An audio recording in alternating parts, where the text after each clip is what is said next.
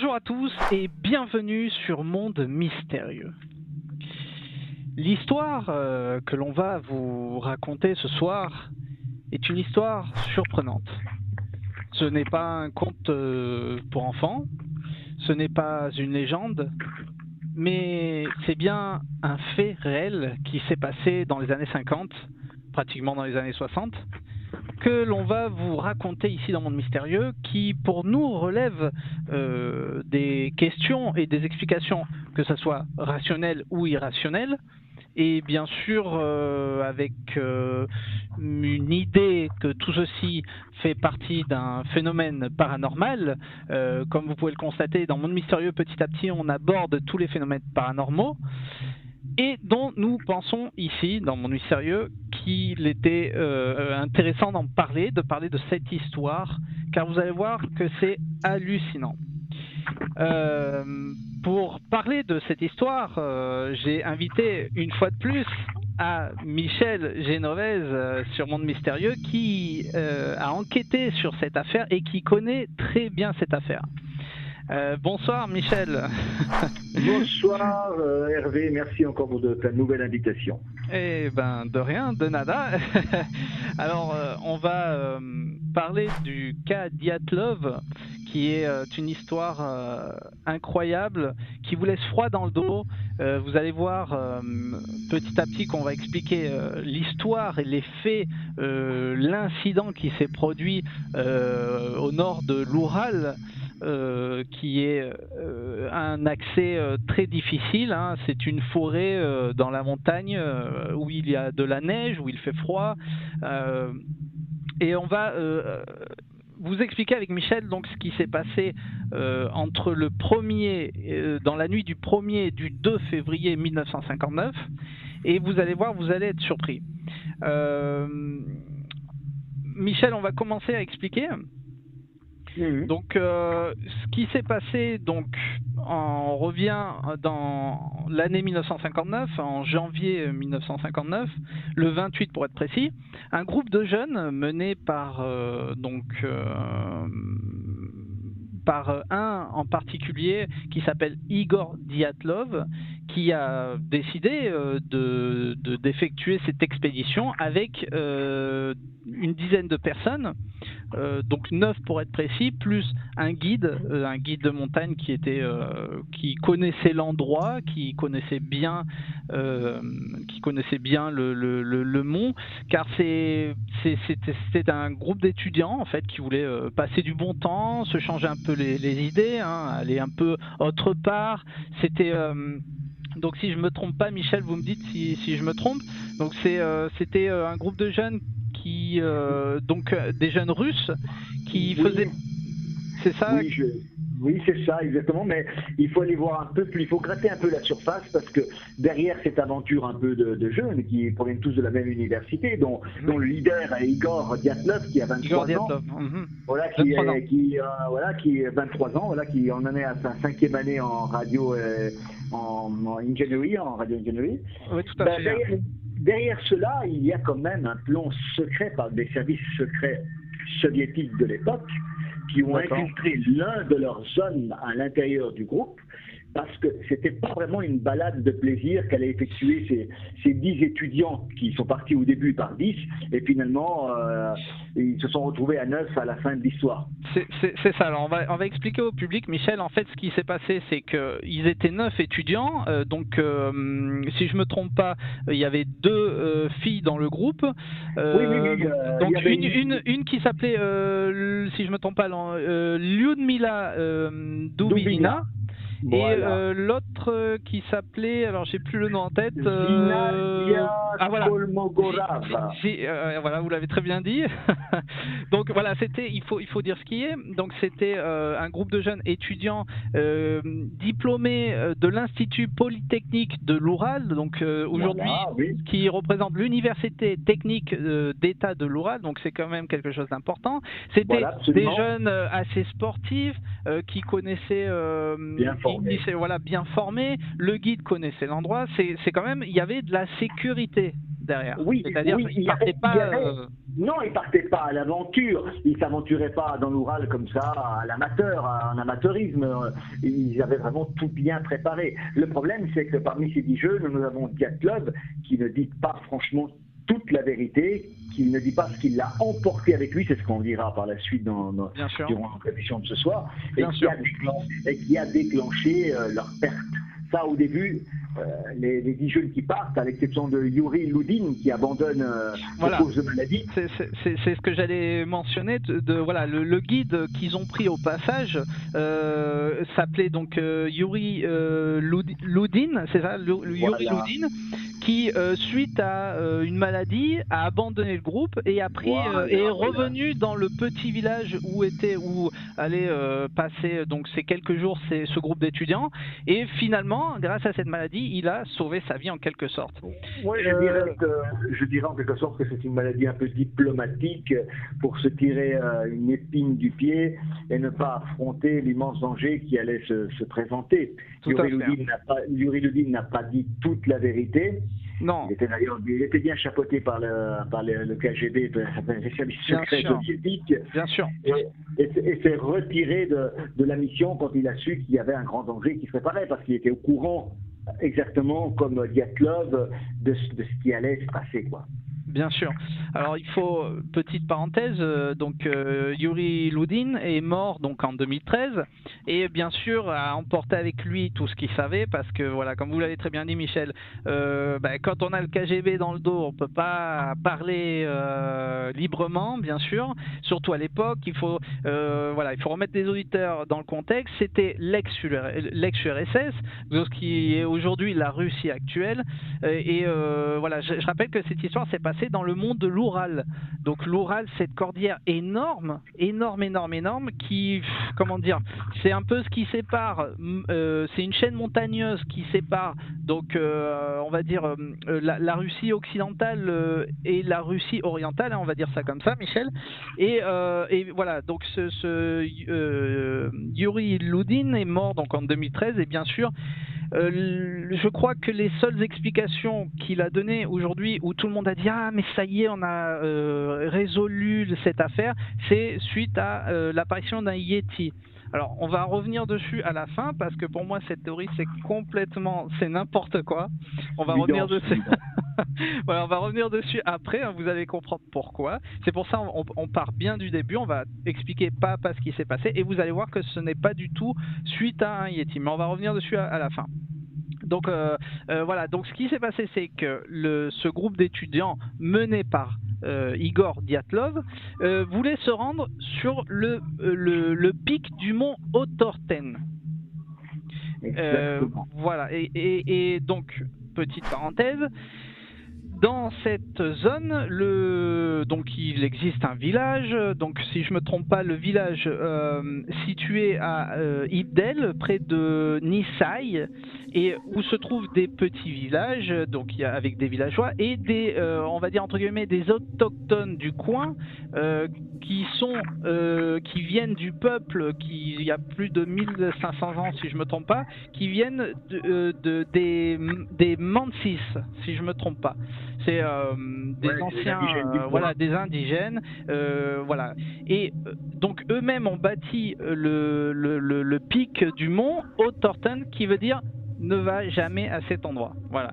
Alors déjà, si je puis me permettre, si on me sort ça, moi, que je veux m'aventurer dans une forêt, dans une montagne, on m'a dit non, mais il faut faire attention, parce que voilà, déjà ça laisse à réfléchir. Mais nos étudiants étaient motivés, voulaient se changer des idées, et ont décidé de partir donc à cette aventure menée, je le rappelle, par Igor Dyatlov. Donc voilà.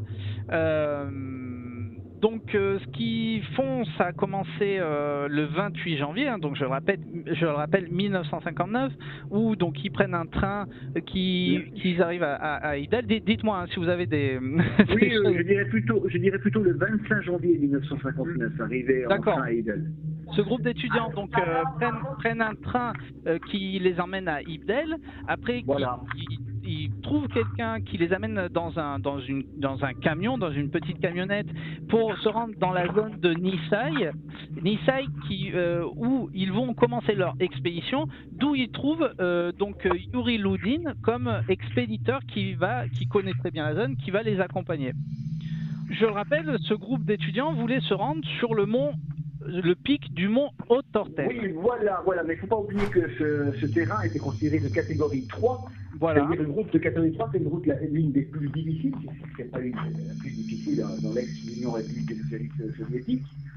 Et donc, quand on a moins 17 de jour et moins 28 la nuit, on se retrouve le 31 janvier 1959 et là commence la montée. On se prépare à monter sur ce fameux mont. Bien sûr. Le mont qui est interdit par les montifs. Et bien c'est sûr. là que, en quelque sorte, Igor Dyatlov commet quelques erreurs qui seront fatales, c'est qu'il a survalué ses forces. Mais de vous, comme vous l'avez dit avant, il y a une sacrée pression mise par les services de renseignement russes derrière. Et quand on ne veut pas finir au goulag, on a intérêt à obéir. Et dans le cas de Igor Dyatlov, il était secondé par un infiltré, Alexander Zoloratev, qui avait 37 ans, le plus ancien du groupe, qui lui avait déjà collaboré avec les services de renseignement russes sur d'autres projets très importants. Et on a même dans le groupe, on a Georges Sergei Krivonichenko, qui est un spécialiste du nucléaire. Ah oui, effectivement, oui. Physicien nucléaire qui a travaillé sur l'accident de Kourchov en 1957, une espèce d'échappée de poussière radioactive de plutonium dans la région de Kourchov. Donc, on voit bien quand même que dans ce groupe un peu hétéroclite, jeune, qui fait jeu, on trouve quand même des calibres assez importants qui ont été pilotés à ce niveau-là pour une mission qui est secrète, mais qui n'est pas dite à tout le monde. C'est super cloisonné et chacun sait ce qu'il doit savoir. Même entre eux, ils ne savent pas exactement quel est leur rôle dans la mission. D'accord. En tout cas, ce qui est sûr, c'est que, je le rappelle, donc Igor Dyatlov, c'est lui qui menait le groupe. Donc forcément, oui, c'est lui le leader. Le leader entre guillemets. Et donc il avait une grande motivation. Il voulait, on va dire, se changer des idées, oublier un peu la vie quotidienne, parce que peut-être qu'à l'époque. Je rappelle, c'était des étudiants, donc c'était, on va dire, assez pesant. Je rappelle qu'ils travaillaient, donc ils étudiaient à l'Institut Polytechnique de l'Oural, donc c'est pas n'importe quoi non plus. Donc, ces jeunes s'aventurent et, comme je l'ai très bien mentionné, je vais le rappeler, ils prennent au passage un guide qui s'y connaît, qui a d'expérience, qui connaît la zone, qui connaît très bien cet endroit, pour arriver au mont Haut-Torten, qui s'appelle Yuri Loudin. Et donc, on est au 28, dites-moi si je me trompe, parce que entre les dates maintenant, donc on est au 28, oui, dites-moi. Voilà. Parce que Yuri Loudin va quitter le groupe, je n'ai pas les dates exactes quand il a quitté le groupe. Moi, je suis arrivé je crois que c'est si je ne me trompe pas, c'est le 31. Il a quitté le groupe le 31. Voilà, 31 janvier 1959, c'est quand ils ont commencé la montée vers le mont, le mont Tortel, et où il parlait des moins 17 et des moins 28. C'était vraiment un moment crucial. On s'approche du dénouement qui va arriver dans la nuit du 1er février au 2 février 1959. Voilà, cette tragédie s'est passée dans la nuit du 1er au 2 février 1959. Ceci dit, donc Yuri Loudin, qui connaissait très bien l'endroit, est pris d'une maladie, se sent mal. Diplomatique, et décide, ce que je trouve d'ailleurs très suspect, mais bon, décide de quitter le groupe et de prendre de revenir en fait dans la ville de Nisai, d'où il quitte le groupe, et Igor Dyatlov, qui bien sûr est entêté, décide de continuer toujours en tête du groupe.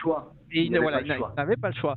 Ce qui s'est passé malheureusement, c'est que le 31, Igor Dyatlov se trompe d'endroit. Donc, c'est-à-dire, au lieu d'aller, ils sont pratiquement à 10 km du pic du mont Haut-Torten.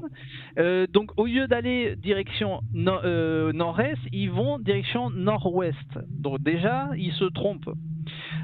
Et puis, ce qui se passe, c'est que dans la nuit du 1er, donc qui précéda cette nuit, il se passe une tempête de neige, mais énorme, où le groupe doivent s'arrêter et ne peuvent plus continuer.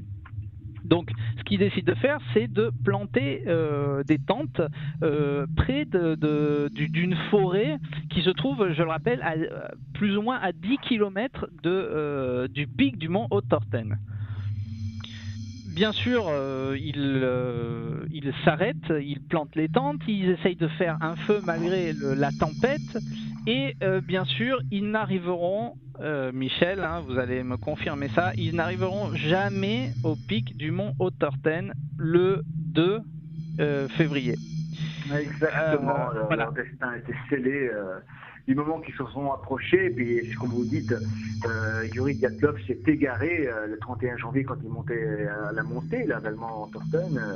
Il s'est trompé d'une dizaine de kilomètres, ce qui l'a totalement dérouté. À partir de ce moment-là, tout est parti en vrille, si je peux me permettre. Ouais. Et donc, ils ont établi le temps en attendant de faire passer cette tempête de neige. Mais il y en a souvent des tempêtes de neige dans l'Oural, donc on ne peut pas dire même pas que ce soit quelque chose d'extraordinaire qui arrivait à ce moment-là. Le plus extraordinaire, c'est ce qui va se passer après. Voilà, on va expliquer, on va vous expliquer avec Michel ce qui s'est passé, enfin du moins ce qui a pu se passer, parce que je le rappelle ici dans Monde Mystérieux, nous ne faisons que rassembler les faits et ce qui s'est passé et vous raconter exactement ce qui s'est passé pour en déduire une possible conclusion et ne pas dire voilà il s'est passé telle chose. Ce qui est intéressant de souligner, Michel, c'est que avant de continuer, quand Igor Dyatlov et on va dire les 9 personnes, parce qu'avec Yuri Loudin ça faisait 10 personnes, donc on va dire ces 10 personnes, quand ils étaient ensemble, qu'ils allaient s'aventurer dans ce chemin. Je rappelle que c'est dans le nord de l'Oural, hein, cette cordillère immense que l'on peut comparer, non je sais même pas si on peut la comparer parce qu'elle est immense, hein, elle est tellement immense que ça séparait l'ex-URSS de l'époque, ce qui était l'Union soviétique. Donc c'est quelque chose d'énorme. Donc avant de s'aventurer, ils avaient donc rencontré les aborigènes du coin, les Mansis, hein, c'est important de le souligner, où ils leur disaient qu'il fallait faire attention, qu'il ne fallait pas trop s'aventurer dans cet endroit, que cet endroit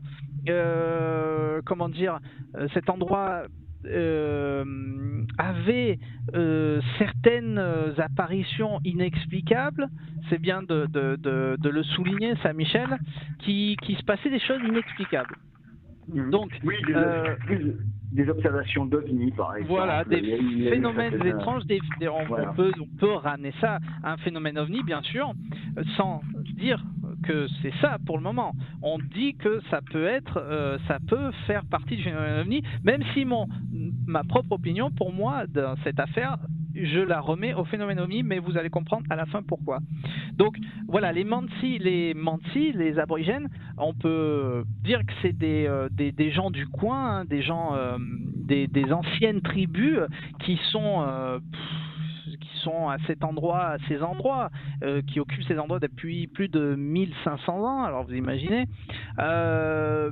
Et donc avait prévenu ces jeunes, et surtout Igor Dyatlov, de ne pas trop s'aventurer dans cet endroit.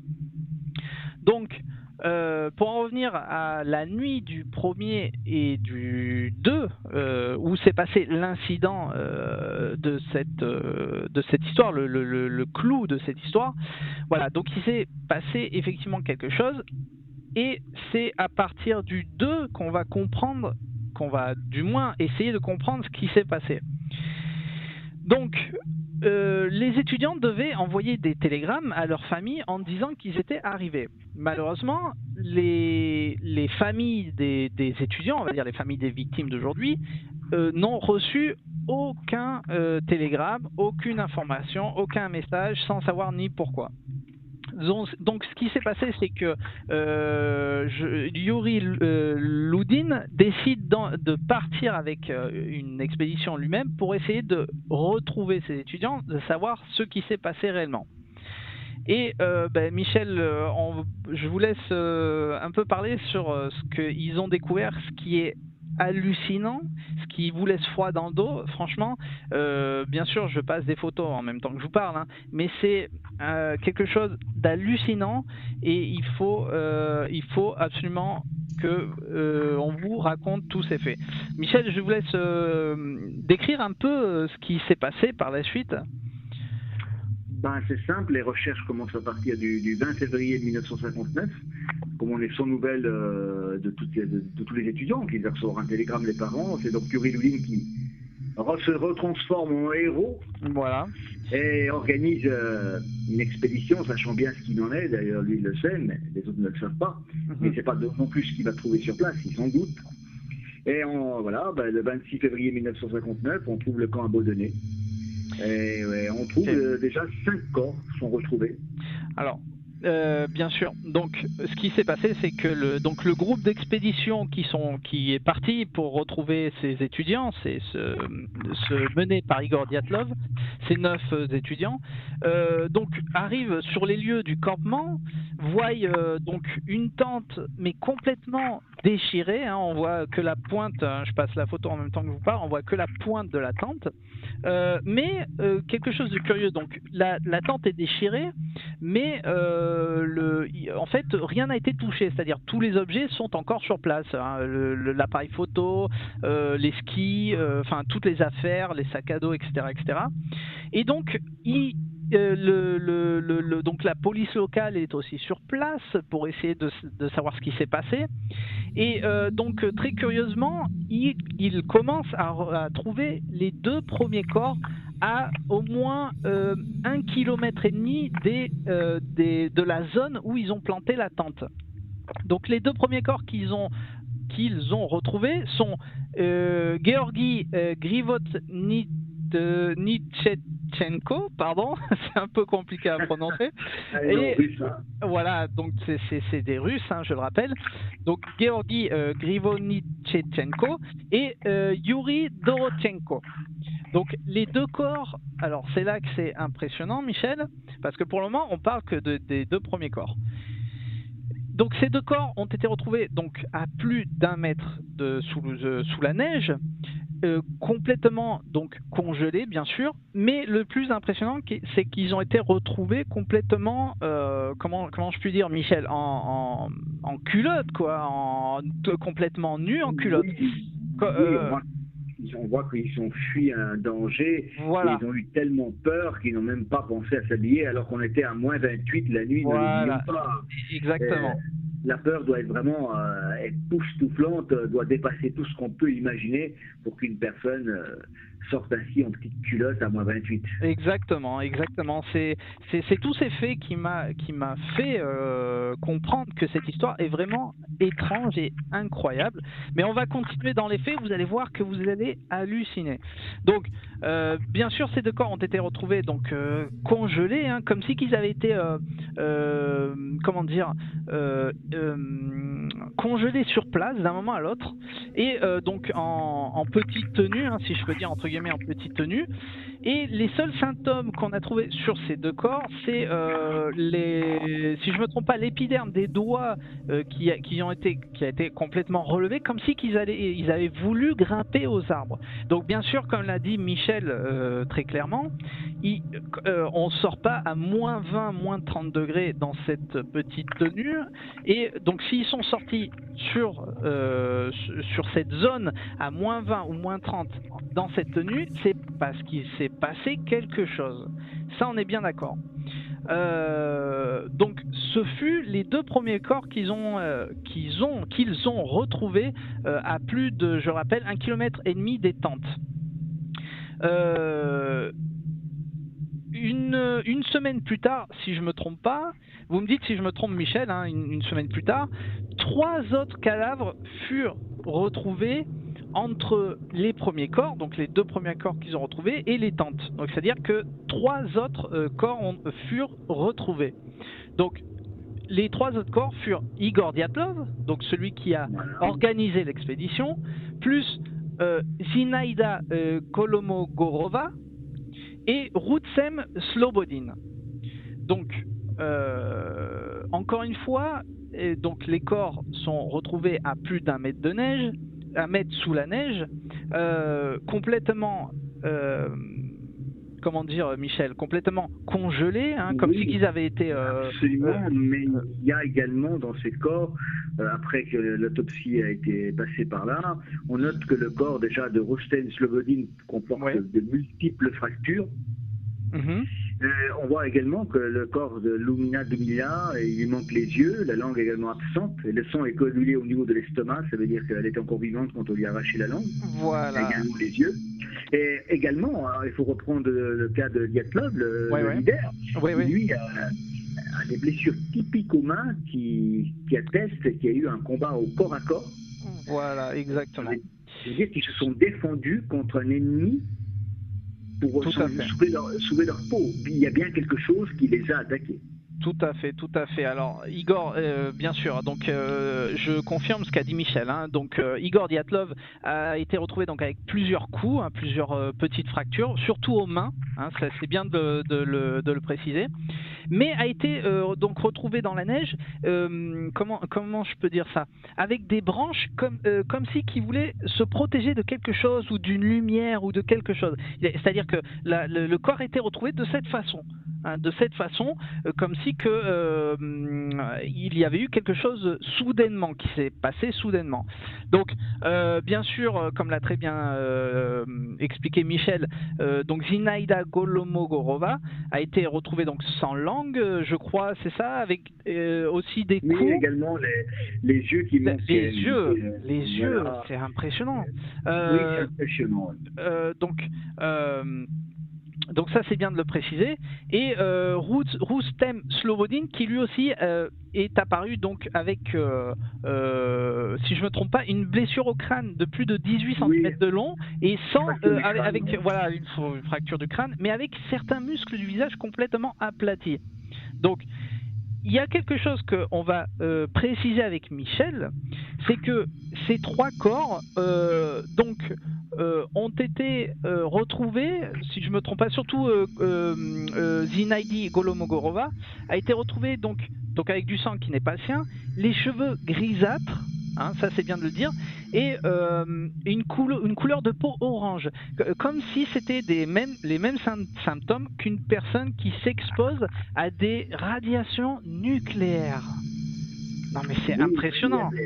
Oui, mais ça peut être trompeur également, parce qu'on voit qu'il y a un vieillissement accéléré de leur corps quand on voit les photographies de l'époque, des corps, qui, oui, nous dirigent vers la radiation, mais il n'y a pas vraiment de preuves aussi. Ils ont détecté quand même des radiations sur eux, mais c'était expliqué qu'ils portaient certains instruments qui pouvaient être un peu radioactifs, qui n'attestent pas à 100% qu'ils puissent avoir eu quelque chose de radiation. Ils sont allés avec des compteurs Geiger, non, si je ne me trompe pas.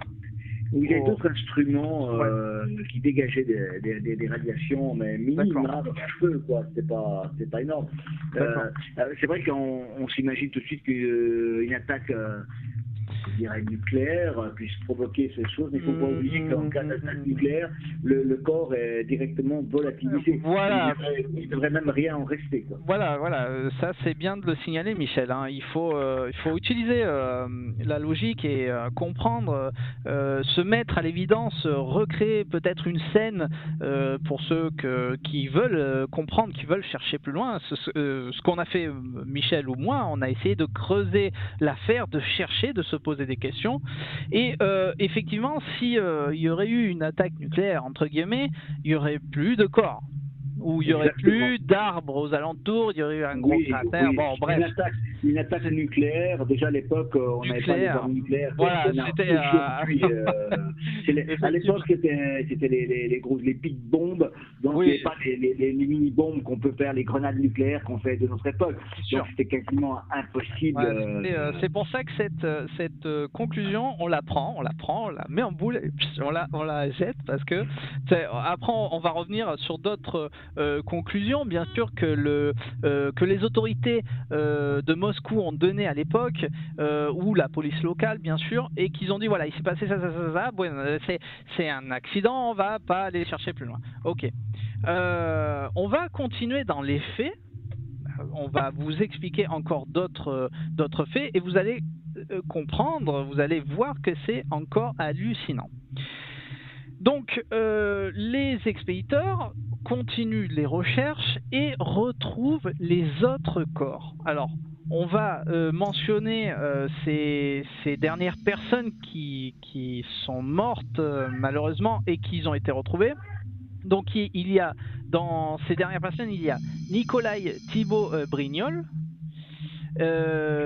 ensuite Ludmila Douvidina et Alexandre Zolotarev. Voilà, ce sont les 3 derniers corps qui ont été retrouvés. Alors, encore une fois, Nikolai Thibaut a été retrouvé, alors accrochez-vous, sans la peau du visage. C'est-à-dire qu'il a été donc retrouvé congelé, encore une fois, dans la neige, sans peau sur le visage et sans les yeux. Et c'est hallucinant. Qui peut faire quelque chose comme ça? Alors, il y a des théories qui disent oui, mais c'est le Yeti, le Bigfoot qui vit dans le monde de l'Oural profond. Alors, ok, bon, je pense que si le Yeti était intervenu ou aurait, on va dire, eu une lutte avec ces jeunes, les dégâts auraient été quand même moins centrés, mais plus graves que ça. Donc, voilà. C'est ça qui est impressionnant. Michel, hein, vous allez me confirmer ça. Donc, Nikolai Thibaut a été retrouvé donc sans peau du visage, donc comme je le disais, et sans les yeux. Et comme si que ça avait été, alors c'est là qui est incroyable, c'est incroyable, comme si que la peau de son visage avait été découpée avec un bistouri, c'est-à-dire très finement. Il faut expliquer qu'il faut quand même une force incroyable, quoi, une force inconnue incroyable pour pouvoir faire de telles découpes dans la chair, surtout à l'endroit où ça a été effectué. C'est pas possible même sur une table d'opération recherche de telles choses comme ça, quoi. Je veux dire, bien sûr. On part vraiment dans le fantastique là. Mais bien sûr qu'on les 9 corps attestent qu'il s'est passé quelque chose d'extraordinaire, malgré ce que les autorités soviétiques ont noyé le poisson, des gens qui sont tous morts d'hypothermie. Ben voilà, comme d'habitude. Voilà, parce que alors, ça j'allais le mentionner plus tard, parce que alors là encore une fois, je cite juste les 2 derniers corps qui ont été retrouvés et de quelle façon. Donc Ludmila Doubilina a été retrouvée donc le cou cassé, donc la tête dans un lac gelé, avec sans langue et sans muscle en dessous du menton. C'est-à-dire quand on a le muscle, quand on fait comme ça avec le double menton, toute cette partie-là a été donc on va dire, je ne sais pas si on peut dire arrachée, a été enlevée. Et donc on l'a retrouvé dans la tête dans un lac, comme si que Ludmila Doubilina avait eu une forte radiation d'un moment à l'autre. D'un moment à l'autre, a été brûlée par des fortes radiations, d'où elle s'est mise la tête dans ce lac gelé. Donc ça c'est assez incroyable. Alexandre Zolotarev a été retrouvé de la même manière que Doubilina, avec les mêmes lésions, avec une fracture du thorax, sans les dents, sans langue, sans sourcils, et avec les cheveux grisâtres. Donc, qu'est-ce que, pour rester dans ces faits que de telle manière qu'on a retrouvé les corps, qu'est-ce que vous pouvez dire là-dessus, Michel? Sans parler de votre remote viewing, hein. Qu'est-ce que vous pensez de ça? Ça peut pas être un Yeti.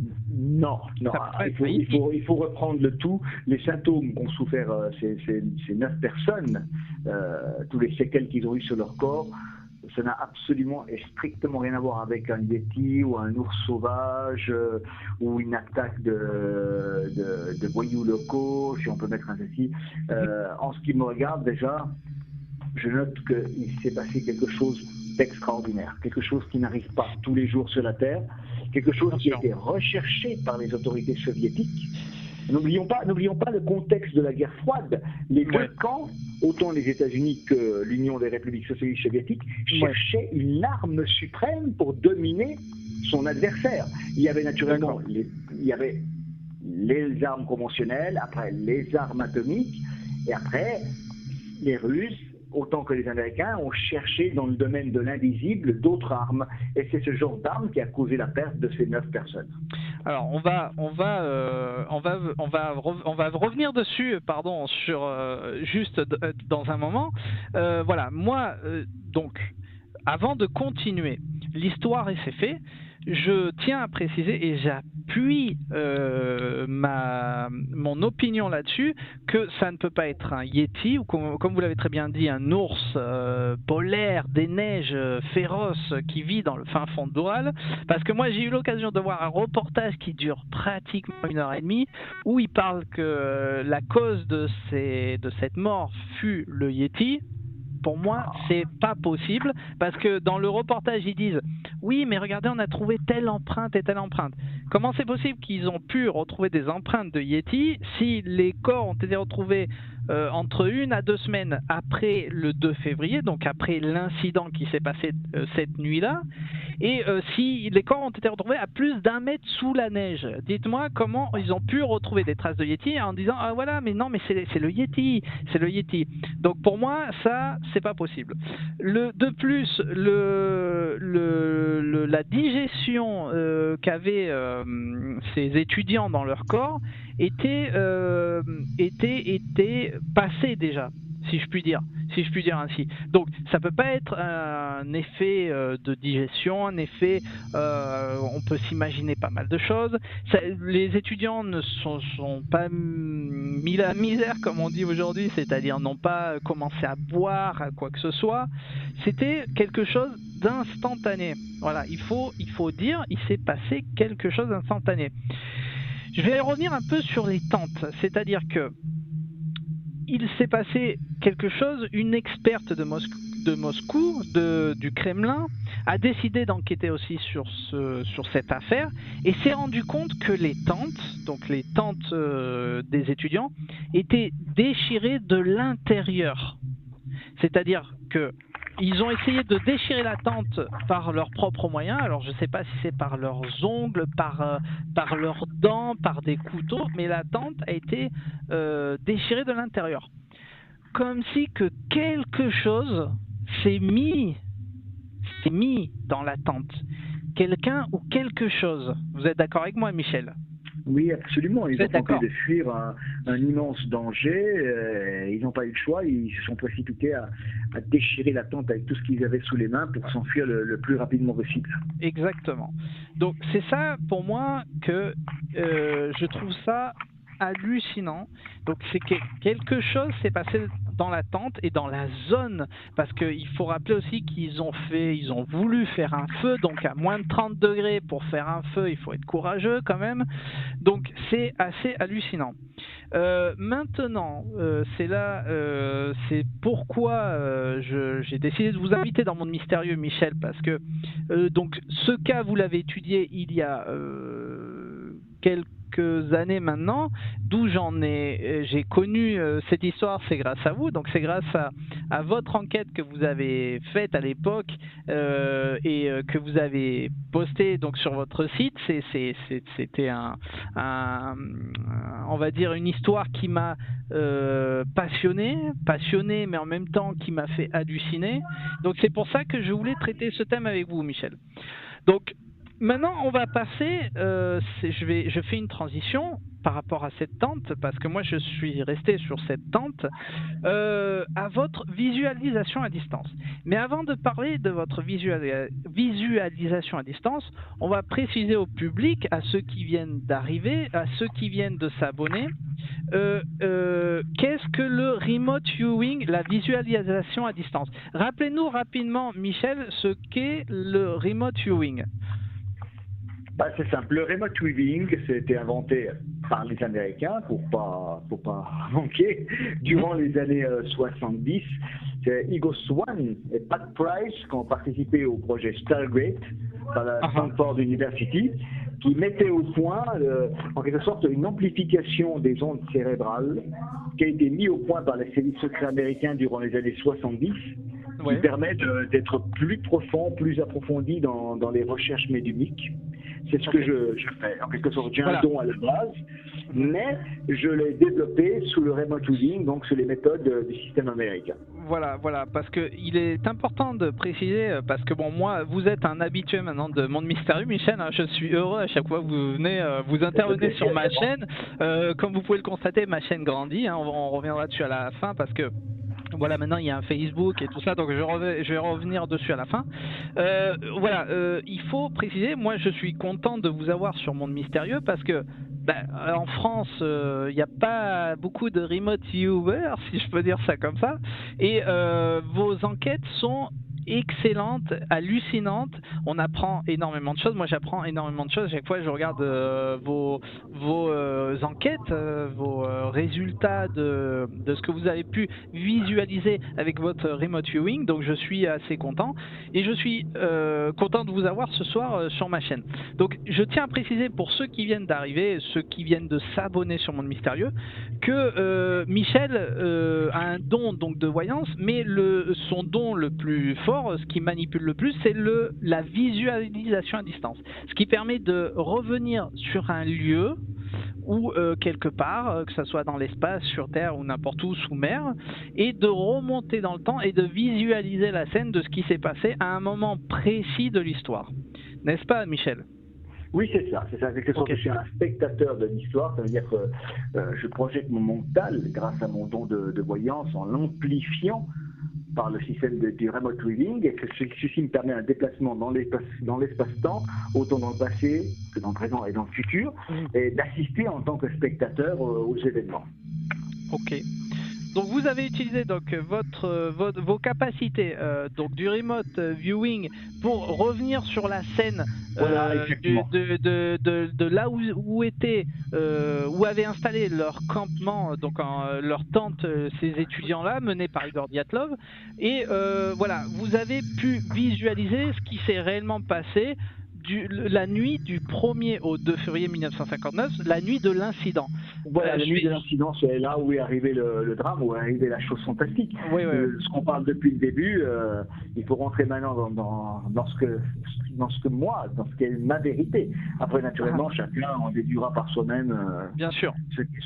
Si quelqu'un préfère valider la théorie du Yeti ou... Parce que moi, je vais découvrir en même temps que mon public, encore une fois, ce qui s'est passé, ce qu'il a pu se passer réellement, suite à votre capacité. Voilà, exactement.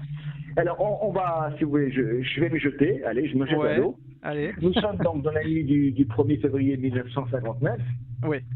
On est vers 3h, 4h du matin, et je vois Igor Dyatlov déballer une espèce d'appareil qu'il a emmené avec lui, un appareil ultra secret qu'il a mis au point à l'université. D'accord. Chapeauté par Alexander Zoloratets et le KGB, car vous devez savoir maintenant la vérité que l'Union des Républiques Socialistes a voulu cacher, que le KGB, c'est que, je sais, c'est aux limites de l'incroyable, mais de nouveau, c'est ce que j'ai vu. D'accord. L'Union soviétique voulait passer un pacte avec le diable pour ouvrir la porte des enfers, faire en sorte de noyer les États-Unis dans cette porte de l'enfer. Et nous avons donc Igor Dyatlov qui possédait donc cette espèce de boîte qui ouvre la porte de l'enfer et qui a donc entrepris de le faire à cet instant-là. Mais il a mal manipulé l'appareil ou ça a été trop fort. Et comme on dit, il ne faut jamais réveiller certaines forces qui deviennent totalement incontrôlables. Là a été l'énorme erreur des services secrets soviétiques, c'est qu'ils pensaient de pouvoir contrôler ce qu'on appelle le diable. Eh ben, ça surprend ce que vous êtes en train de nous dire, et ce que vous êtes en train de révéler au public. Et donc, bien sûr, je le rappelle à ceux qui sont en train de nous regarder, de nous écouter, que vous le prenez ou vous le prenez pas. C'est pas la peine d'insulter après en message sous la vidéo. Donc, non, pas, voilà, n'insultez pas. Michel nous explique ce qu'il a pu visualiser avec ses capacités de remote viewing. Donc, on peut dire que l'Union soviétique à l'époque les ont utilisés comme des pantins. On peut dire ça comme ça, quoi. Absolument. Et c'était en quelque sorte des sacrifices pour Satan, pour le diable. On parle du diable partout.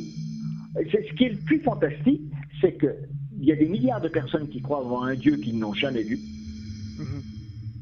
Mais quand on parle de diable, ça déclenche des passions stratosphériques. On part tout de suite dans le domaine du satanisme, qui a été super bien vendu par les films hollywoodiens. Bien sûr, comme d'habitude. Et voilà, comme d'habitude, et on n'arrive plus à y voir clair. Pour moi, je parle que les soviétiques tentaient de faire un pacte avec le diable, c'était pas un pacte du style satanique. C'était un style d'avoir un puissant allié avec eux pour mettre KO les Américains. D'accord. Ils auront vraiment tout essayé, hein, les soviétiques, c'est hallucinant. Voilà. Parce que donc Michel, comme je le disais tout à l'heure, est un habitué de Monde Mystérieux maintenant, et donc j'espère qu'on verra plein de thèmes comme ça au fur et à mesure, parce que il y a pas mal d'histoires sur les soviétiques et sur des technologies qu'ils ont essayé on va dire, de développer à l'époque, que ça a marché ou que ça n'a pas marché, et il y a pas mal d'histoires concernant aussi le phénomène, concernant le phénomène OVNI, mais aussi concernant des crashs de secoupes volantes qui ont été récupérés par les soviétiques à l'époque. Il y a même eu des histoires concernant les pyramides d'Égypte, enfin, etc., etc., etc. On ne va pas rentrer dans les détails maintenant, mais on peut dire que les Russes auront vraiment tout essayé. C'est hallucinant. Absolument. Quand je parle de pacte avec le diable, ou d'entrer en contact avec, d'ouvrir cette porte sur les enfers, naturellement, j'aurais pu vous donner une version plus édulcorée, plus soft, j'aurais pu vous sortir les ovnis ou le Yeti, etc. Mais moi, je vous livre en toute sincérité ce que moi j'ai vu à travers mes visions des séquences de ce drame. C'est pour ça que les corps ont été aussi brûlés, que les yeux ont été nucléés, que la langue manque. Ils ont tellement pris peur qu'ils se sont échappés de leur tente quand on a le diable aux fesses, quand on a l'enfer qui s'ouvre devant vous. On n'a qu'une seule envie, c'est s'en éloigner le plus vite possible. Le problème, c'est quand on ouvre une porte de l'enfer, il y a certains démons qui sont libérés, et ces démons, ils ont faim et ils ont soif. Et donc, ils se nourrissent au corps qu'ils trouvent devant eux. D'accord. Mais alors, parce que bon, moi, on dirait, pour moi, c'est, on dirait de la science-fiction. Donc, je préfère vous poser quelques questions. Comme je dis et je le répète à mon public, on y croit ou on n'y croit pas. Hein, pas besoin d'en faire toute une polémique dessus. Moi, j'apprends ce que me dit Michel à chaque fois. Comment vous avez visualisé donc cette scène? Comment donc c'est une espèce de porte, comment on peut dire ça, une porte interdimensionnelle, ou je sais pas comment on peut appeler ça. De ce genre-là, c'est la boîte qu'a inventée Dyatlov, c'est une boîte qui permet d'accéder au monde parallèle, mais au monde spirituel parallèle. En quelque sorte, c'est une boîte ésotérique qui permet d'ouvrir cette porte vers les enfers. On nous parle bien d'un paradis. Tout le monde évoque toujours un paradis, ça n'étonne personne. Tout le monde y croit, on va mourir, on va aller au paradis. Ne fais rien de mal, tu iras au paradis. Mais du moment qu'on parle de l'enfer, on a d'énormes réticences à admettre qu'il puisse réellement exister. Parce que ça nous fait peur, parce que ça nous effraie. On peut dire que c'est du domaine de la science-fiction, comme vous dites, mais les sujets que nous manipulons, c'est en quelque sorte un peu de la science-fiction. Nous naviguons dans la science-fiction. Le paranormal navigue dans la science-fiction. Il n'y a rien vraiment d'étrange là-dedans. Vous savez, Michel, donc à l'écouter, on dirait de la science-fiction, mais quand on va attaquer, parce qu'un jour je vous réinviterai sur Monde Mystérieux pour parler de la zone 51, par exemple, en termes d'expérience, c'est encore plus hallucinant. Donc, c'est sûr qu'à l'écouter comme ça paraît, on dirait vraiment un film de science-fiction. Mais donc, de toute façon, ce qu'on peut dire, c'est que il y a eu comment dire, les corps, comme vous l'avez très bien dit, ont été brûlés d'une façon, on va dire, inexplicable. Voilà, absolument inexplicable, absolument. Rien que les séquelles qui ont été prises qui ont été constatées sur les 9 corps n'ont rien, je veux dire, rien ne peut les expliquer. Les soviétiques étaient déjà sur les lieux le 5 février pour nettoyer la zone. Et voilà. On ne dit pas. Il y a les services secrets soviétiques. Oui, bien sûr. Ils ne voulaient absolument pas qu'on sache qu'ils avaient tenté de passer un pacte avec, je peux me le nommer ainsi, notre ami le diable. Et ils savaient très bien que personne jamais ne les aurait crus. Ils auraient été, en quelque sorte, la risée des services secrets américains. Et c'est pour ça que c'était même dangereux de laisser la porte ouverte, que les gens viennent à deviner ce qui s'est tenté de se faire, rien que pour le peuple soviétique. Ce n'était pas possible. Il fallait absolument qu'une chape de silence retombe sur cette affaire et qu'on n'en parle plus. Ils ont tenté d'ouvrir une porte vers l'enfer, ils ont tenté de faire un pacte avec notre ami le diable pour dominer les Américains. Ils n'y sont pas arrivés, on ne fait pas de pacte ainsi. C'est le diable qui décide, c'est pas les humains qui décident de faire le pacte avec lui. Déjà, je vous donne une théorie ésotérique. Oui, bien sûr. Il y a plein de films qui naviguent là-dessus, je vous les nommerai pas, etc. Non, bien sûr, il y en a énormément. Donc, c'est simple. Nous avons des preuves dans les mains. Nous avons 9 corps qui ont subi des séquelles importantes, comme la cage thoracique qui est défoncée. C'est comme si un bus est rentré dedans. Il faut une force phénoménale pour pouvoir réaliser de telles blessures. Bien sûr.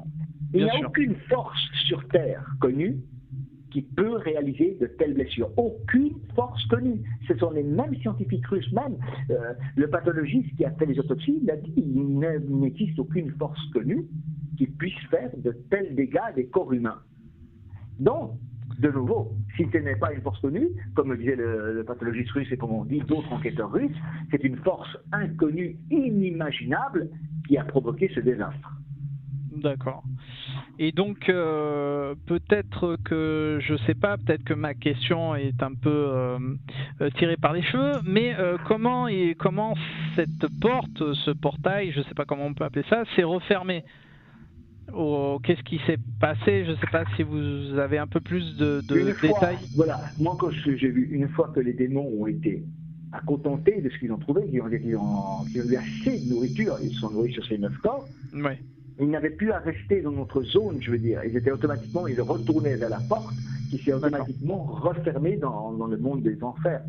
D'accord. Malheureusement, ce genre de portes ésotériques, il ne faut pas les ouvrir. Il y en a qui manipulent pas mal d'ondes, d'énergie, de magie noire, etc. Ça peut s'avérer dangereux. Ça peut s'avérer très, très dangereux. C'est ce qui est arrivé à Dyatlov, et cette mission qui devait rester secrète, qui devait en théorie réussir, a totalement échoué.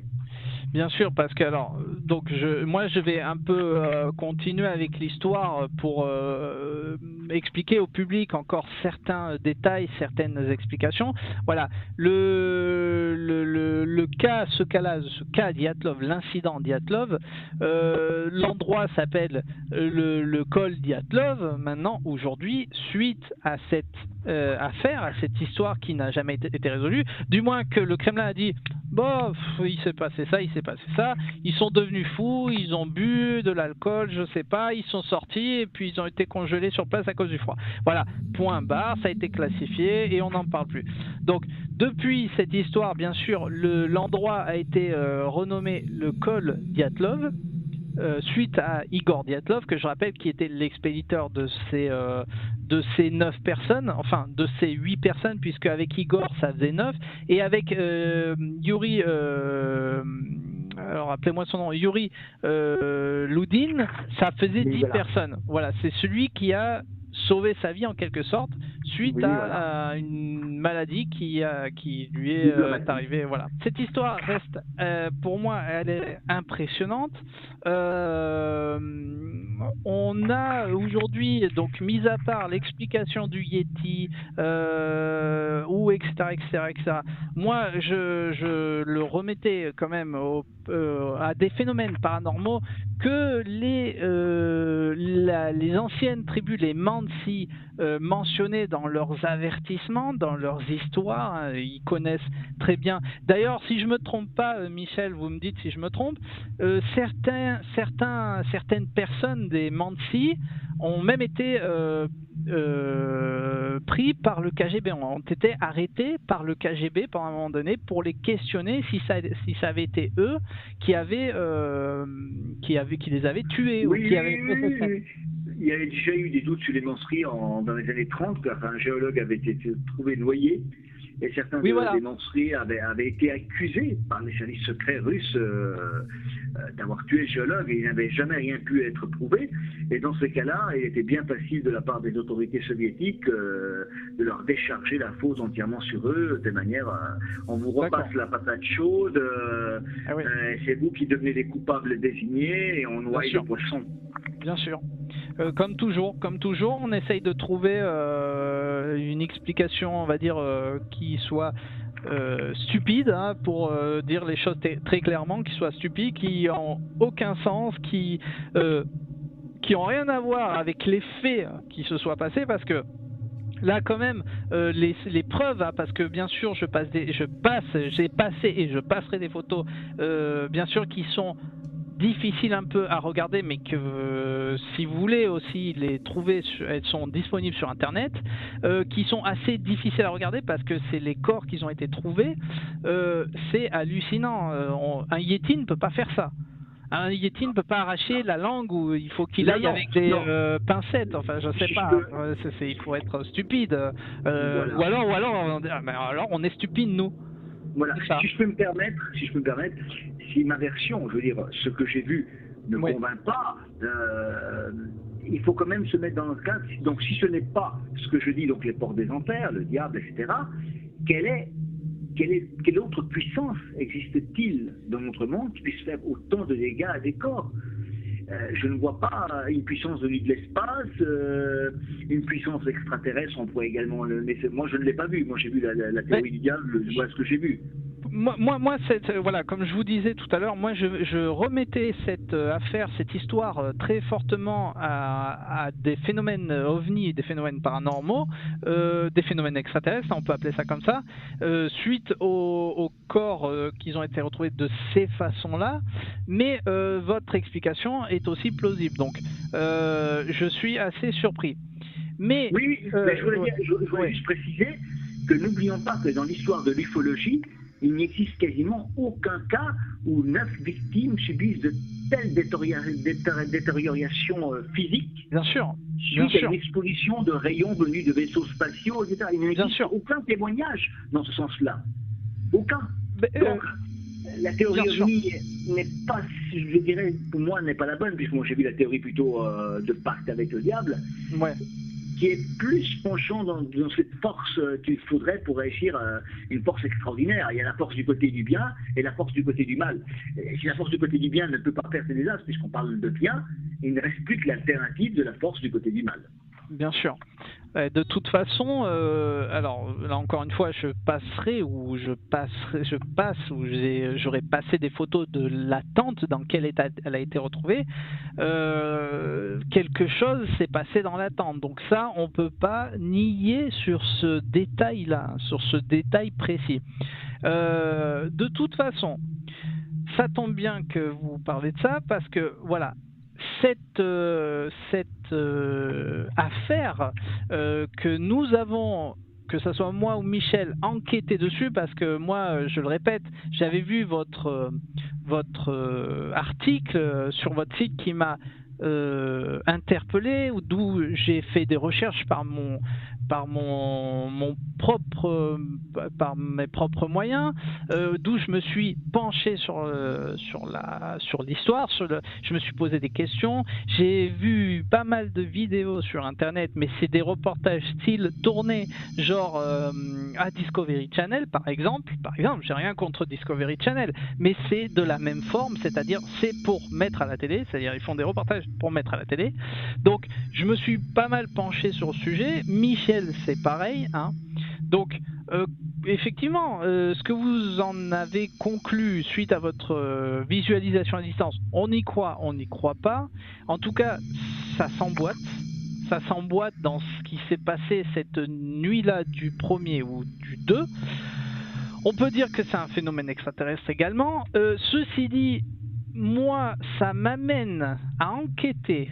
C'est pour ça que c'est intéressant dans le monde mystérieux et j'ai absolument voulu en parler ce soir avec vous et ouvrir cette affaire qui est assez impressionnante, car ça va m'amener à traiter avec vous, Michel, de ce qui représente donc les mutilations bovines, je ne sais pas si on peut appeler ça comme ça, les mutilations bovines qui se passent de partout dans le monde, les mutilations d'animaux, des vaches, des bœufs, etc., des moutons, c'est surtout des moutons aussi, et aussi sur un autre cas qui est la combustion spontanée. Donc la combustion spontanée, j'imagine que vous savez ce que c'est, Michel, aussi. Oui, absolument. Les gens qui prennent feu et qui restent plus rien de leur corps à part quelques Exactement. Les qui restent mais le haut du corps reste souvent carbonisé, mais il faut une température dantesque, si je peux permettre. On retourne sur notre ami le diable en quelque sorte, on retourne un peu dans les flammes de l'enfer. Parce qu'il faut vraiment des flammes de l'enfer à plus de 2000 degrés. Et je veux dire, comment pouvoir obtenir 2000 degrés dans un simple appartement où sont arrivés, ou dans une voiture où il y a une victime qui a plombé directement dans sa voiture, c'est totalement impossible. Il n'y a pas de phénomène chimique qui peut déclencher bien sûr. Une combustion de ce genre-là. On a expliqué que parce qu'il y a eu beaucoup d'alcool, qu'il y a une étincelle d'oxygène avec de l'alcool.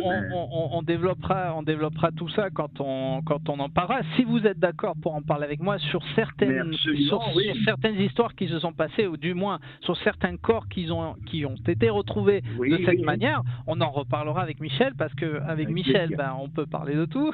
Ah oui, donc, tout et sans langue de bois. Sans langue de bois. Bien sûr. Ici, dans Monde Mystérieux, vous savez qu'on n'a aucune langue de bois. Donc, et j'insiste là-dessus, sur les mutilations, je ne sais pas si on peut appeler ça comme ça, les mutilations bovines, ou animales, on va dire ça comme ça, les mutilations d'animaux qui se voient, mais alors de partout dans le monde. Bien sûr, ce qui va peut-être nous amener à parler du El Chupacabra, parce que c'est quelque chose qui s'est passé aussi il y a quelques années de ça maintenant, mais qui a fait polémique. Et aujourd'hui, on ne sait pas si c'est vrai ou si c'est pas vrai.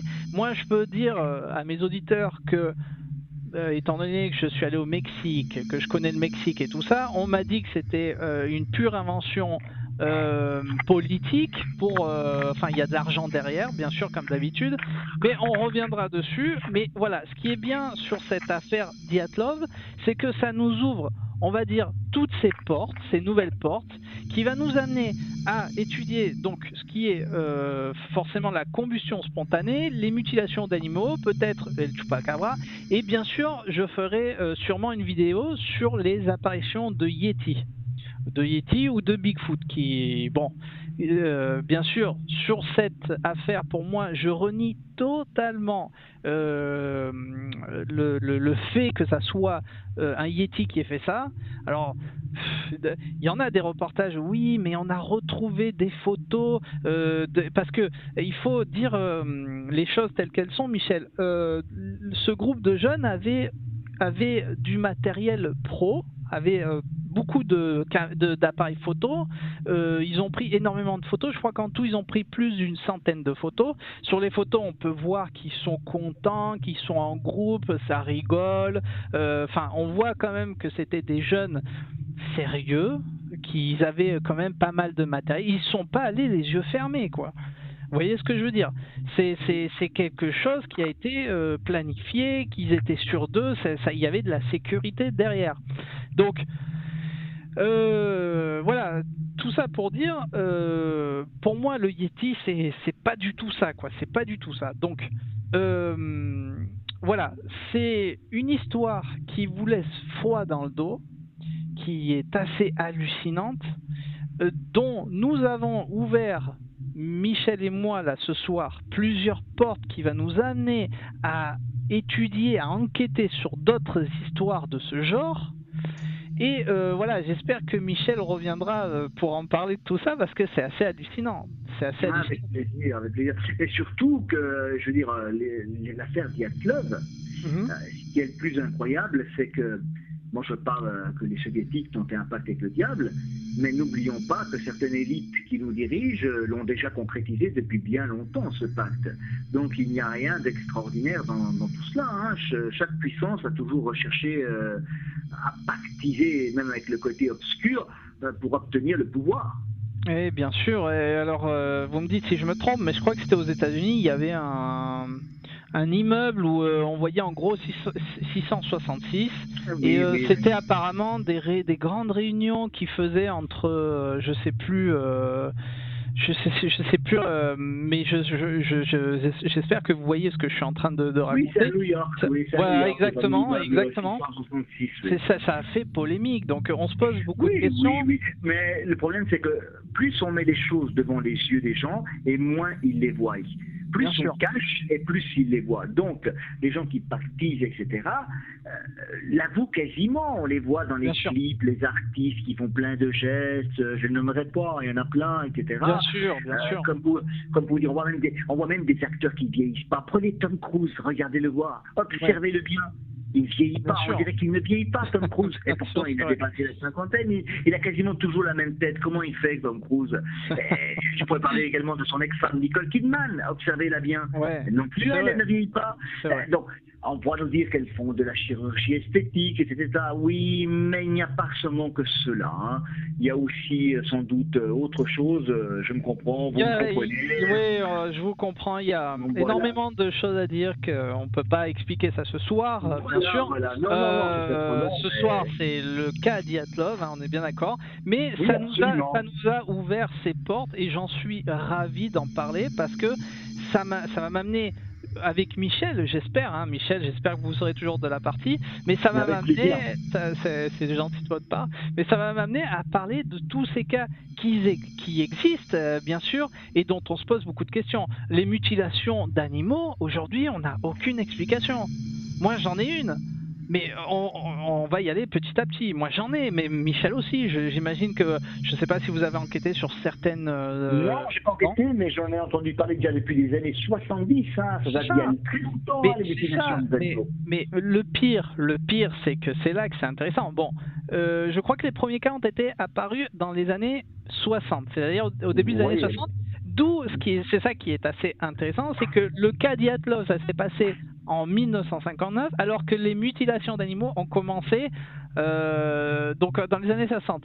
Vous voyez qu'il n'y a aucun hasard, c'est assez impressionnant, il n'y a aucun hasard.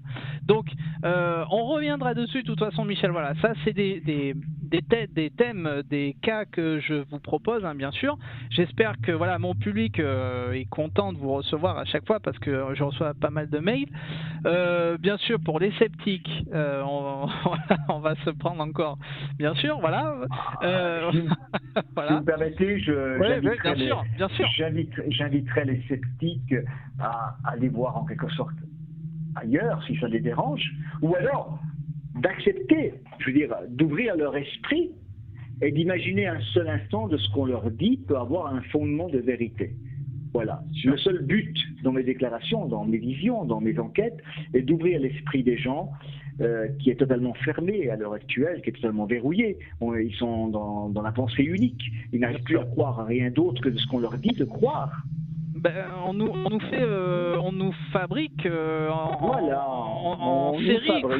On est dans un moule et on sort du moule. Enfin voilà. Et si vous sortez trop du moule, la société sait vous rappeler à l'ordre. C'est pour ça que les gens ont peur de dire ce qu'ils pensent réellement, ont peur de déballer ce qui est vraiment leur intime conviction, parce qu'il y a trop d'intérêts qui sont en jeu.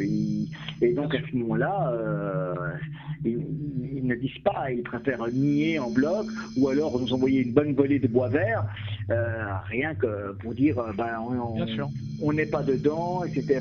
Voilà, on n'y croit pas. Mais ça c'est libre. On est en démocratie, chacun est libre de dire on y croit, on n'y croit pas. Par contre, il faut rester en quelque sorte correct et comme vous dites, des commentaires désagréables, etc. Il faudrait l'éviter. On est entre gens civilisés, discutons avec la civilité nécessaire. Voilà. Bien sûr, parce que moi, des fois, j'essaye de discuter, mais des fois, c'est impossible. Donc, c'est souvent suite à des insultes, bien sûr. Mais bon, voilà, moi, je veux pas trop m'attarder sur ça parce que moi, je suis ouvert à toute critique. Attention, parce que j'en vois beaucoup qui me disent. Ouais, mais on t'accepte pas des critiques. Mais si, j'accepte des critiques, mais des critiques constructives, pas des critiques qui terminent en insultes. C'est incroyable. Donc bon, de toute façon, voilà, moi on lutte, hein. Même Michel, je pense que voilà, on lutte avec tout ça.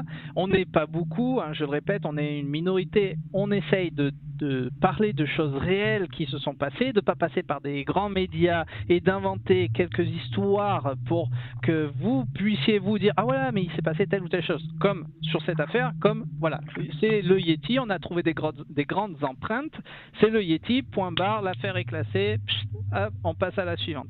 Donc voilà, ce qu'on fait, que ce soit Michel ou moi, c'est du travail, c'est-à-dire s'il y a des recherches et des enquêtes, voilà, et ça il faut le souligner. Voilà. Ceci dit, Michel, alors pour ceux qui viennent de s'abonner par exemple sur ma chaîne et qui veulent en savoir plus sur vous, parce que voilà, maintenant on a fait pas mal d'émissions ensemble, rappelez votre site au public pour que les gens qui viennent de s'abonner veulent en savoir un peu plus. Rappelez votre... C'est simple, j'ai un site internet qui s'appelle Michel Genovese, médium enquêteur.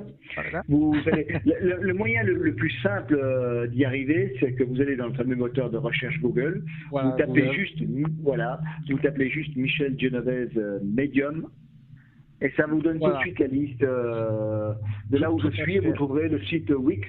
C'est mon site principal, c'est celui que j'ai modernisé. Voilà, que j'ai en plus. Oui. Je disais que j'ai mis en lien là dans la vidéo.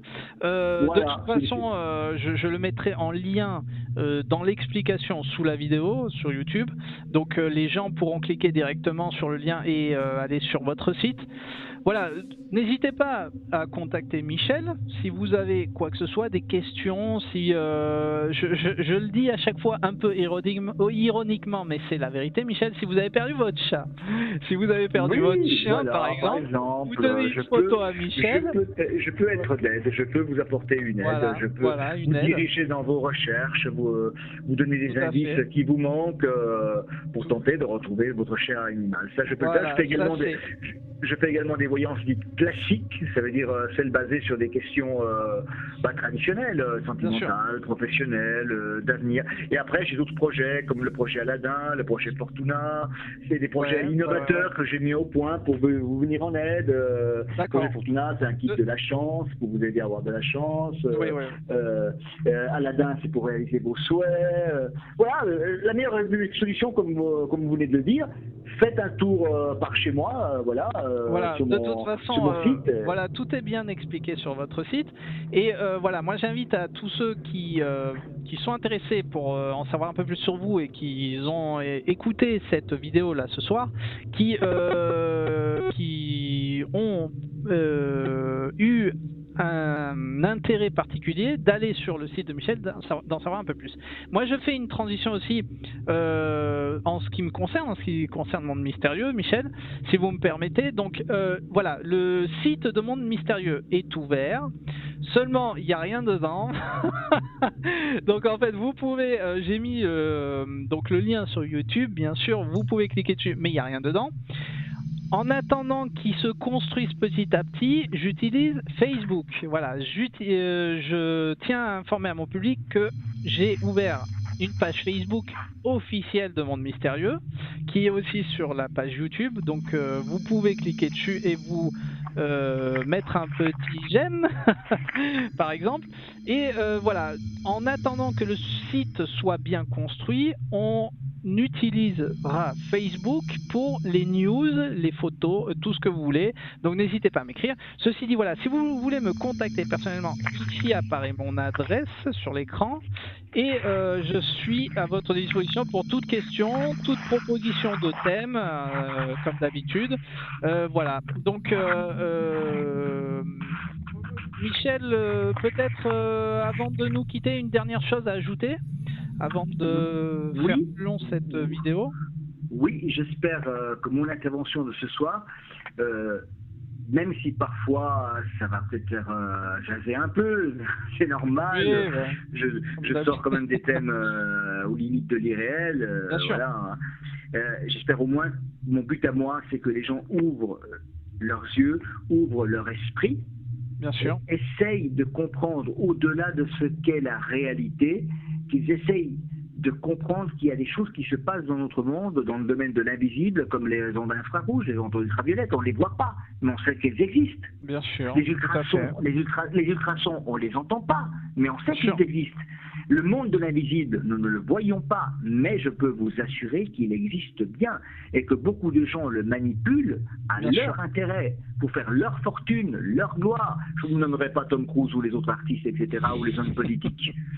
Voilà. J'espère que cette enquête de ce soir, du moins la version que j'ai donnée du cas Dyatlov, même si elle est vraiment très, je veux dire, aux limites du réel. Aux limites du réel. Voilà, aux limites du réel. Elle pu apporter certains renseignements qu'il n'y avait pas sur le cas Dyatlov. Permet aux gens d'aller faire leurs propres recherches, une fois terminée l'émission, sur Internet ou ailleurs. Je les invite même à faire des recherches, même sur notre ami, le diable, s'ils veulent aller faire. Et ils verront que dans ce que je dis, il y a réellement du tangible et un fondement de vérité. Bien sûr. De toute façon, les faits et les preuves sont là. Alors, je le répète à ceux qui vont faire des recherches sur le cas Dyatlov par leurs propres moyens, il existe une infinie quantité de photos que vous pouvez trouver, mais attention, certaines photos sont un peu difficiles à voir parce qu'on voit les cadavres des étudiants en question. Donc, je tiens à informer sur ceci à mon public. Donc voilà, mais vous pouvez bien sûr, comme l'a très bien dit Michel, faire des recherches par vos propres moyens. Faire je voudrais juste conclure pour dire que si les personnes ne veulent pas croire, ils sont libres, mais avant de critiquer férocement, etc., avec férocité, je les invite à me dire s'ils connaissent qu'est-ce qui se passe au fond de l'univers. Est-ce qu'ils ont visité toutes les planètes? Est-ce qu'ils connaissent comment tout de l'univers? Est-ce qu'ils ont vu qui nous a créés, à part ceux qui veulent nommer un dieu? Est-ce qu'ils savent tout? Et donc, sachant qu'ils ne savent pas tout, ils doivent admettre qu'ils ne peuvent pas dire ouvertement ce qu'a dit M. Michel Genovese ce soir ne puisse pas être la vérité, mais ouvrons notre esprit, ouvrons notre pensée et commençons dès maintenant à travailler dessus pour voir clair dans le monde de l'invisible. Exactement, Michel, et c'est très bien dit. Moi, voilà, je rajouterais juste ça parce que en même temps, vous êtes remote viewer, il n'y en a pas beaucoup en France, il doit y en avoir. Moi, je les connais pas tous, mais il n'y en a pas énormément. Mais je rappelle au public, et ça, c'est vrai, vous avez retrouvé par le remote viewing l'arche de l'Alliance qui est en France. Hein. Je tiens à le rappeler au public. Absolument, la fameuse arche de l'Alliance. J'ai identifié la zone là où elle se trouve. Elle est donc sur territoire de l'État, donc il faut des autorisations que j'ai demandées à l'État, mais malheureusement, vous savez très bien que le ministère des Biens archéologiques ne donne pas de crédit à des recherches d'un médium. Il faut un super archéologue avec 40 000 médailles et tamponné valable par le ministère. C'est donc pour ça que malheureusement, ma lettre que j'ai envoyée au ministère des Biens culturels en septembre 2012 est restée lettre morte, mais je m'y attendais parce que ce trésor fait déjà peur en soi. Voilà, on n'a pas envie de le mettre à jour. C'est quelque chose de délicat, hein, comme on l'avait vu dans la... Voilà, exactement. Et ça serait, en quelque sorte, ça serait valider ce que j'avais découvert. Et donc, il est impossible à ceux qui au ministère des Biens culturels, il leur est totalement impossible de dire un médium a fait mieux que notre super archéologue. C'est totalement impossible. Donc, dans ce cas-là, on ne délivre pas les autorisations, on empêche de mettre à jour et ça restera toujours dans l'oubli, voilà. mais voilà, c'était juste pour dire, en fait, si j'ai mentionné l'Arche de l'Alliance, c'était juste pour dire à mon public que même si vous n'y croyez pas, c'est pas grave, mais en attendant, Michel, par exemple sur l'Arche de l'Alliance, est allé sur place et a confirmé ce qu'il avait vu dans sa visualisation à distance. Donc voilà, c'est quelque chose de sérieux. Voilà, on n'est pas là pour inventer ou pour dire des âneries ou quoi que ce soit. Monde mystérieux, c'est quelque chose, on prend les choses au sérieux, on fait des enquêtes, on fait des recherches par nos propres moyens et on vous donne ces conclusions-là.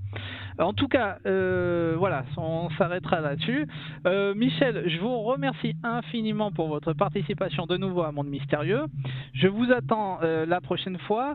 Qui sait, peut-être qu'on parlera de Léonard de Vinci, c'est ça ?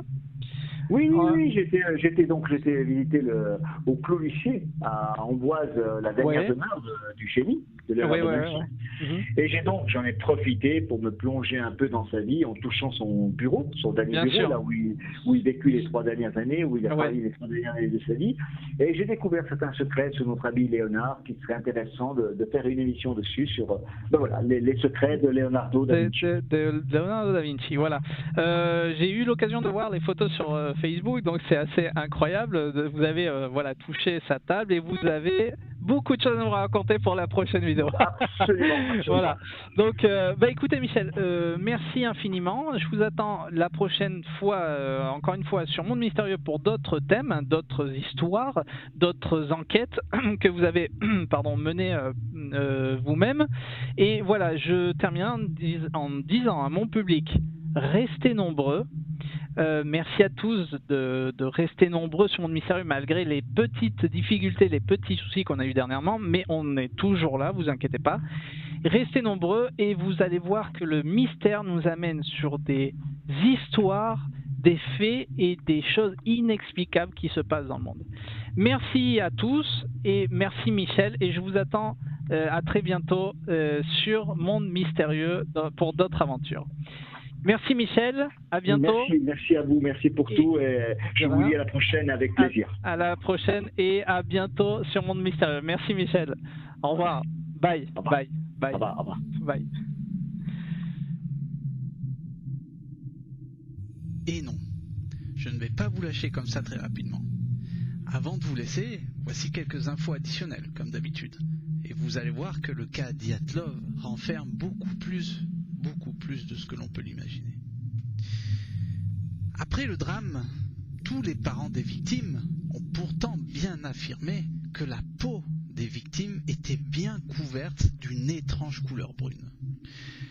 Le soir de la tragédie, un groupe de randonneurs se trouvait à environ 50 km au sud de la montagne, c'est-à-dire de l'autre côté de la montagne Otorten, et affirme avoir vu ce soir-là plusieurs sphères non identifiées de couleur orange dans le ciel qui tournaient direction nord.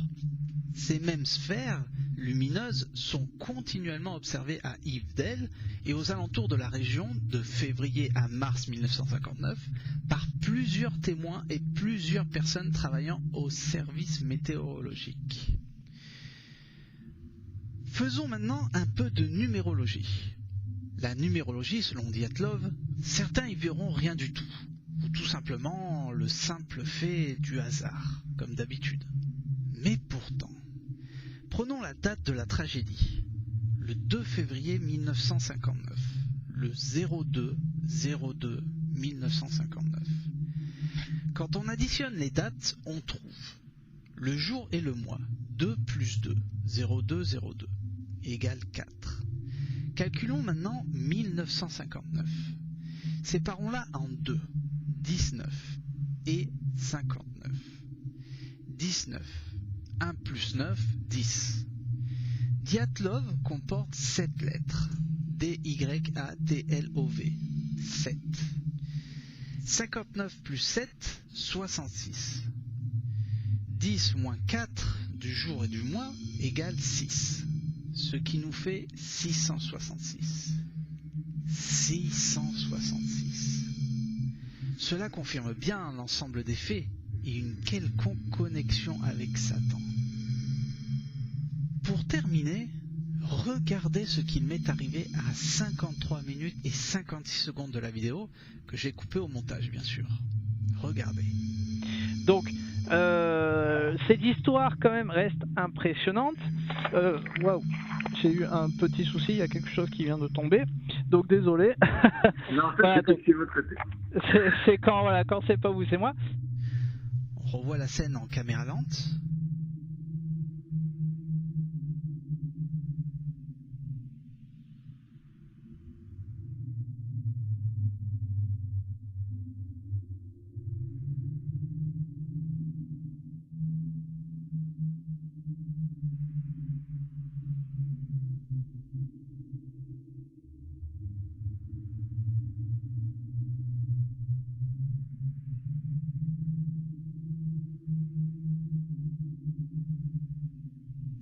Juste au moment où on parlait de la visualisation à distance de Michel et de Satan. Étrange, n'est-ce pas? Vous croyez que c'est un hasard? Ce qui m'est tombé dessus est une statuette en résine, une statuette que je possède et qui n'est jamais tombée.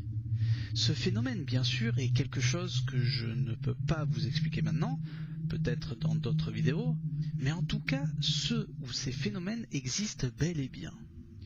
Est-ce un phénomène qui vient de l'au-delà? Est-ce un signe? Un message? Une prévention? Si oui, d'où proviennent ces phénomènes?